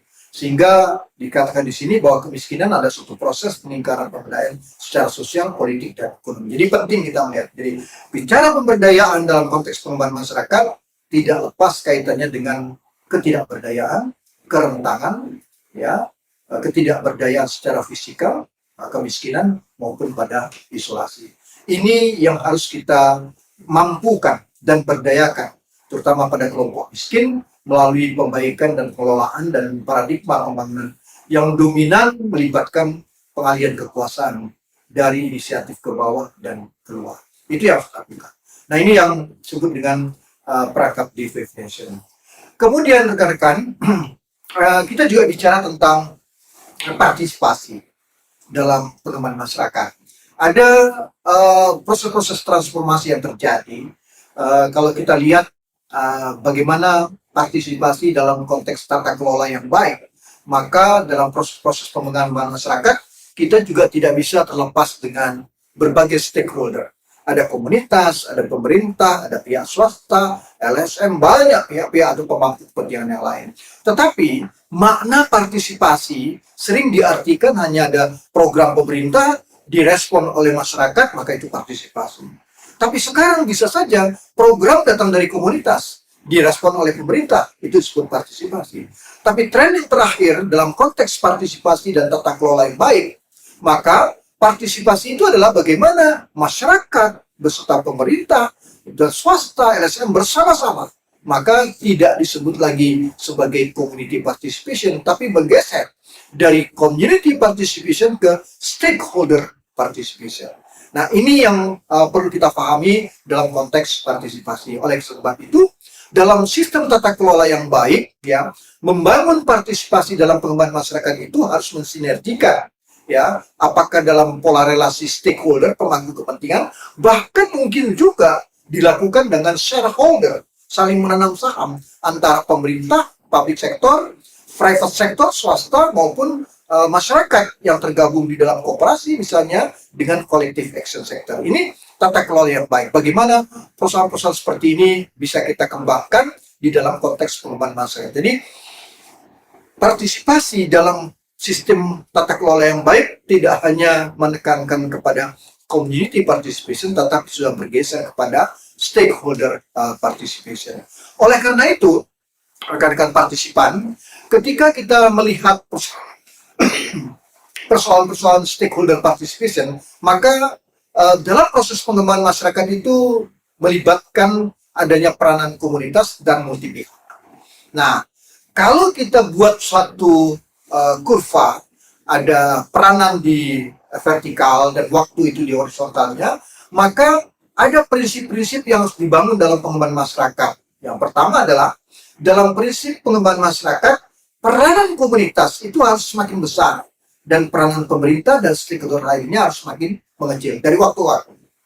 Nah, tapi kalau kita melihat pada suatu kondisi di mana memang komunitas itu tak berdaya, maka memang intervensi pemerintah dan stakeholder lain masih penting. Akan tetapi kalau dia sudah diintervensi mengalami perubahan, bahwa masyarakat itu, komunitas itu sudah sampai pada tipe punya peran yang sama dengan pemerintah, maka strateginya juga berubah. Tapi pada komunitas-komunitas yang bagaimana dia sudah jauh lebih banyak berperan daripada pemerintah, inilah yang kita sebut bahwa komunitas yang tipe seperti ini adalah outcomes dari pengembangan masyarakat dari waktu ke waktu yang bisa kita katakan sudah mencapai suatu proses kemandirian. Ini yang kita sebut dengan peranan komunitas dan multi pihak sebagai stakeholder participation. Nah, oleh karena itu, di dalam suatu proses-proses partisipasi perlu kerangka teoritis ya untuk mengembangkan suatu proses-proses memberdayakan komunitas. Jadi ada teori, ada praktek, ada prinsip kerjanya, dan penting bagi praktisi pengembangan masyarakat, bagi kita nanti kalau di lapangan, untuk memiliki hubungan yang efektif, saling menghormati dengan komunitas, tempat kita memfasilitasi bekerja untuk membangun komunitas. Dan perlu juga kita melihat bahwa apa yang kita lakukan itu harus didukung oleh tokoh yang memiliki pemahaman yang baik tentang teori dan praktek pengembangan masyarakat. Ini menjadi penting dalam satu proses pengembangan masyarakat. Oleh karena itu, di dalam proses pengembangan masyarakat ini berlaku pesan dari James Y.C.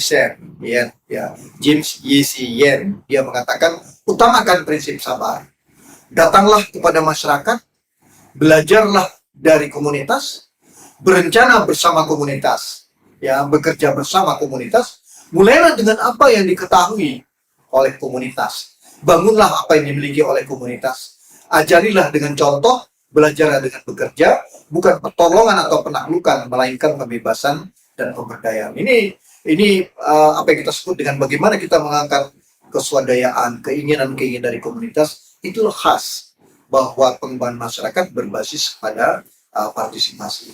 Nah, rekan-rekan partisipan, ketika kita nanti di lapangan, ya kita juga bertemu dengan pendekatan-pendekatan metode-metode pembangunan yang lain. Ada yang disebut dengan extension, ada yang disebut dengan social work. Kita yang pelajari ini ada community development. Tiga-tiganya mengakui bahwa mereka adalah memberdayakan, tidak ada yang bisa membantah. Dan ketiga-tiganya juga bisa mengakui menggunakan pendekatan participatory approach. Extension, tenaga di lapangan disebut dengan extension worker, penyuluh. Social work punya pekerja sosial atau social workers. Community development punya tenaga di lapangan juga CD workers. Mungkin kita juga menjadi CD worker, kerja komunitas. Tapi basis pengembangan masyarakatnya berbeda. Kalau penyuluhan itu menekankan pada inovasi, dulu menggunakan istilah adopsi inovasi, datang dari luar diintroduksikan ke dalam komunitas. Tapi kalau social work itu basisnya adalah pada intervention, bagaimana mengintervensi pada orang yang tidak berdaya. Sedangkan di dalam community development basisnya adalah tadi kita tekankan conscientization. Kita pakai teorinya Friedman ini, memunculkan kesadaran kritis. Meskipun tadi ada juga yang kita katakan sebagai distribution of resources. Nah, ini tiga pendekatan metode yang akan kita temukan di lapangan. Tapi kalau terjadi suatu bencana, siapa dulu yang masuk? Saya pikir bukan extension, bukan Komdev, tapi harusnya yang masuk adalah social work. Menyelesaikan trauma healing, itu perlu intervensi.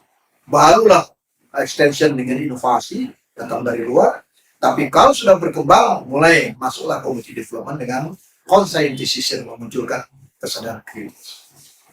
Rekan-rekan partisipan, di dalam memahami tentang pengembangan masyarakat, tadi kalau kita sudah bicara tentang pergeseran paradigma, tadi kita membahas juga bagaimana menggeser dari production center ke people, dari unsustainable menjadi sustainable. Nah, maka penting juga kita memahami apa itu disebut dengan sustainable development. Ya, saya menggunakan yang tidak terlalu rumit dari Lilly tahun 1991, cukup lama. Ada semantic of sustainable development.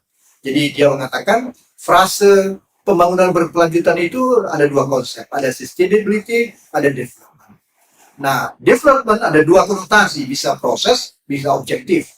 Kalau proses biasa digambarkan sebagai growth atau perubahan.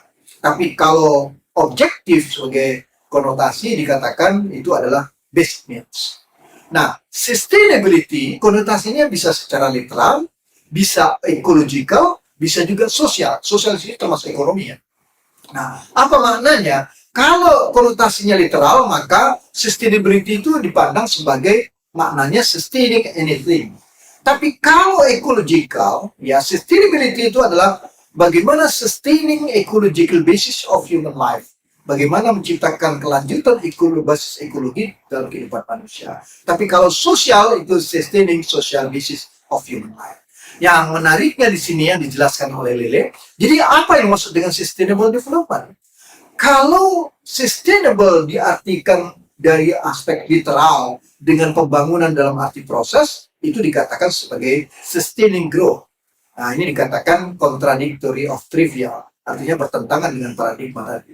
Tapi kalau sustainable itu dilihat dari sustaining ecological basis of human life dan sustaining social basis of human life dengan pembangunan untuk mencapai objektif yaitu basic needs, maka dia katakan sustainable development itu adalah achieving traditional objektif. Apa itu? Basic needs plus ecological and social sustainability. Ini sudah menjadi mainstream. Oleh karena itu, kalau kita lihat juga sekarang perkembangan masyarakat dikaitkan dengan SDGs, maka pemahaman sustainable development, saya ingin mengatakan, tidak hanya melihat dalam konteks ekologi, juga dalam konteks sosial ekonomi.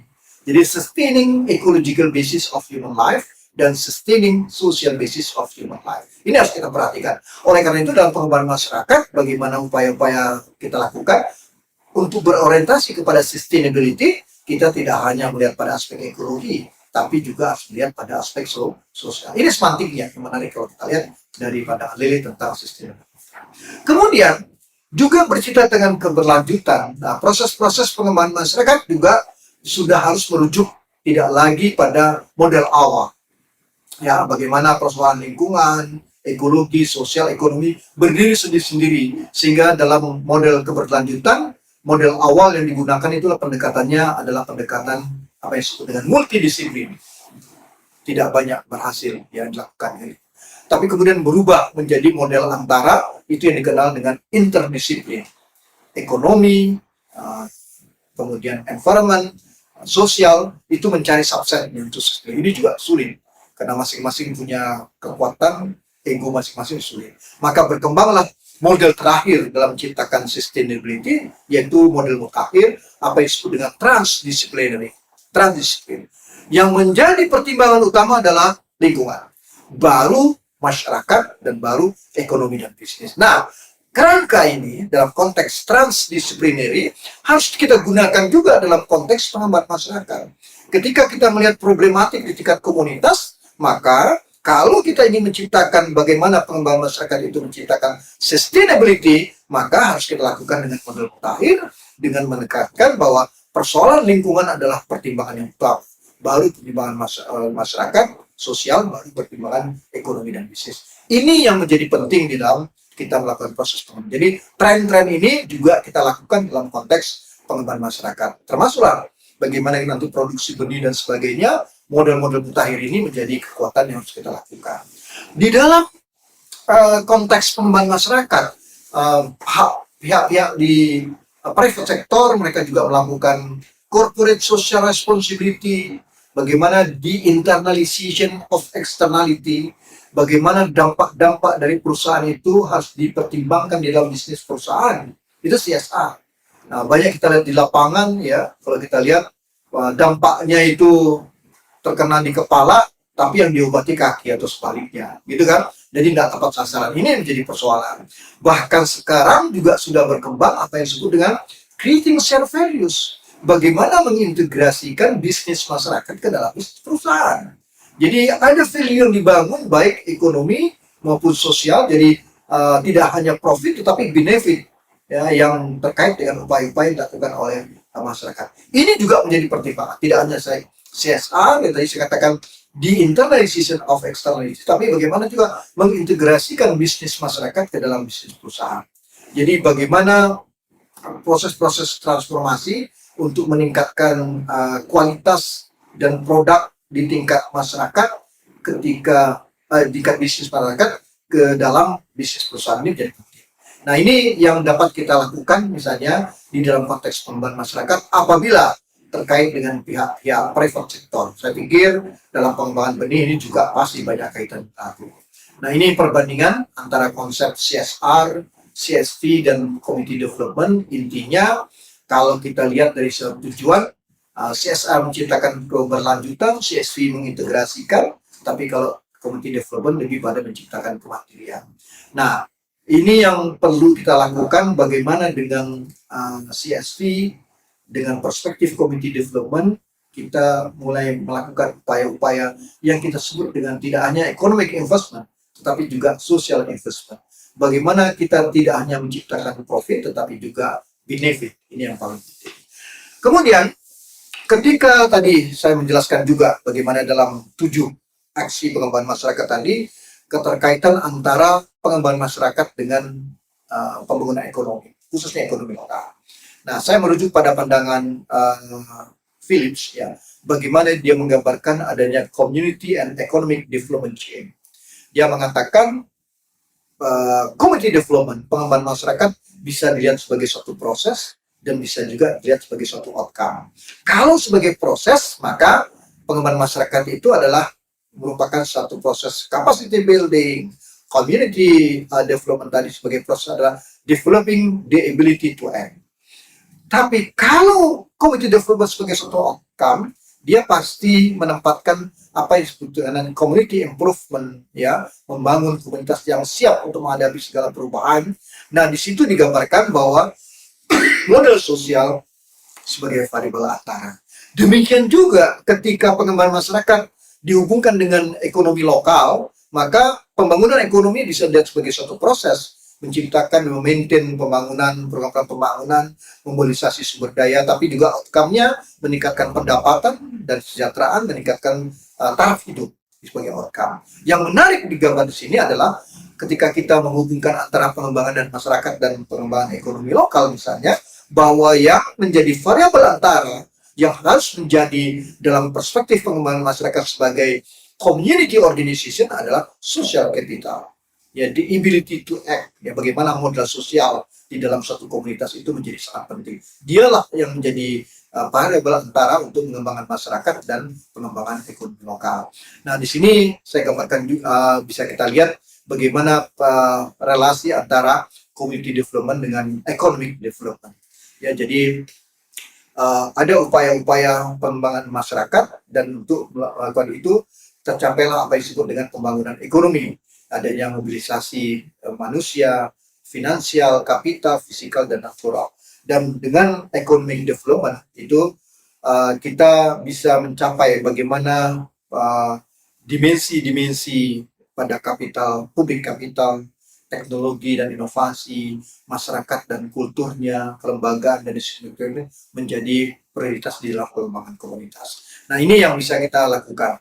Kemudian tadi saya katakan bahwa di dalam pengembangan masyarakat pun tren yang kita lakukan tadi CSR, kemudian ada CSV, ya kita juga tidak hanya mengembangkan economic investment, tetapi juga social investment. Fokusnya adalah bagaimana kita menciptakan kelembagaan yang berkelanjutan.